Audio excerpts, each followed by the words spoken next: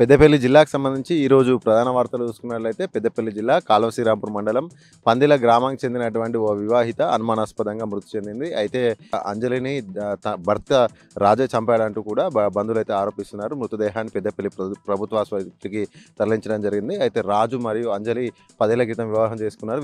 వీరికి 2 పిల్లలు కూడా ఉన్నారు. అయితే గత కొద్ది రోజుల నుండి కూడా అంజలి రాజు దంపతులిద్దరి మధ్య కూడా పెద్ద ఎత్తున గొడవలు తరచూ జరుగుతున్న నేపథ్యంలో భర్తే గొంతు నిలిపి చంపాడంటూ కూడా బంధువులు ఆరోపిస్తున్న నేపథ్యంలో పోలీసులు కేసు నమోదు చేసుకుని దర్యాప్తు ప్రారంభించారు.